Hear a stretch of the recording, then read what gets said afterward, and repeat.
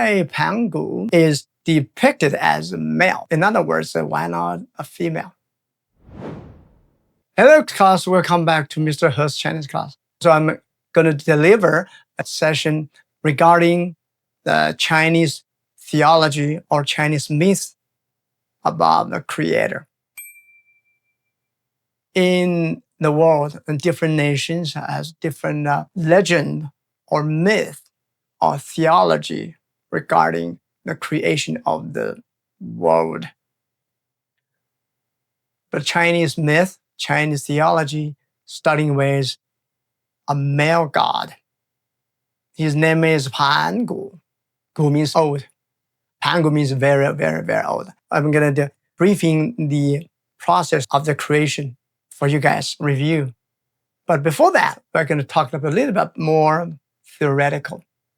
Throughout the history, from different nations on this planet, the people treated metaphysics as kind of a god, either personal god or anthropomorphic god or theistic god that's all bearing or have human form, male or female. On the other hand, treat them as an impersonal god or impersonal deity or pantheism or pantheistic god or deism or deistic god. This is more like the principle of the universe. It's out of a human's hand, but they don't show human form. But the interesting thing is Chinese theology or Chinese myth embedding both personal God and impersonal God. Let's dive in. So that's the picture of Pangu creates the universe. But do you see here? I think here is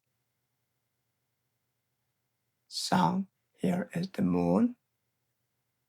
And here it's kind of relatively look like, if I draw it like this, you will see. And outside here, you see, it's like it's yin and yang. All right? Okay. Now, from the very beginning, according to the legend, according to the myth, in the cosmos, there's nothing. It's just chaos or energy matter. That's the beginning. Then it's starting to emerge in picture or a form, just look like an egg, call it a cosmic egg. But outside is still big chaos, kind of scattered. But inside this cosmic egg, there's some condensed material showing up, or energy. Energy is material, primitive form of material is energy, right? Starting forms like, it's like a cosmic egg. After millions, trillions of years, there is a life, a living being emerged inside this cosmic egg. That's Pangu. Okay? Then he grew up, be enlarged, not grew up. When he was born, he was like this. Then his body enlarged tremendously, gradually, every day. That takes millions and millions of years. Along the enlargement of Pangu's body, those lighter, brighter, clearer substances or energies going up. Those darker, more moisture substances going down. Then eventually they're separated as the sky and earth, or heaven and earth. Upper part, it is called yang, positive, brighter part, or positive energy part. And the lower part called the yin, the negative energy part, or more vivid, solid material. This air, you cannot see, you can feel it, but you can see the cloud.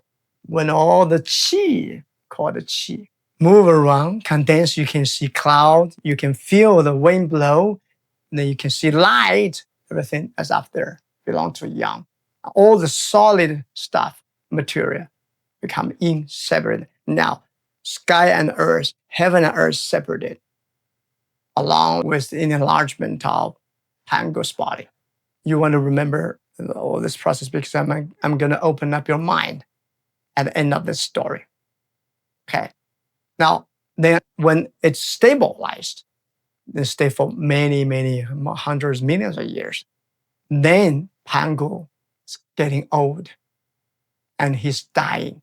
So in Chinese theology, in Chinese myth, even God, even though he lived for trillions of years, he lives for trillions of years, he's getting old and he's dying. But he's not really dying. He transformed the full part of his body, transformed into the everything between the sky and earth, between the heaven and earth. Just transformed, diffused and transformed to be everything in this cosmos.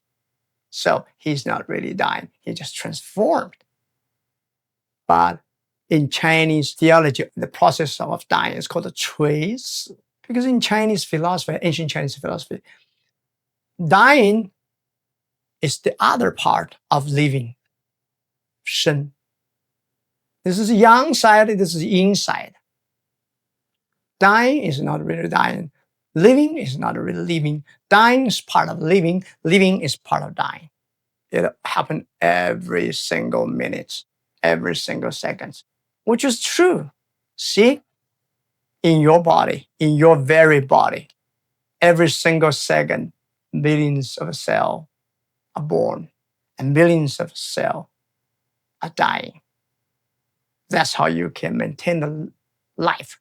You can grow up and maintain the life, right? So the transformation, transforming to all the things between heaven and earth. So from a personal God, become impersonal God. He just fade out. His spirit become spirit of every single living or non-living things between heaven and earth. So you see the transformation from a personal God to impersonal God. All right? But one important thing here is a lot of people don't know, because a lot of people who study Chinese myths or ancient Chinese story or legends say that the creator of human being, of Chinese people, called the Nüwa,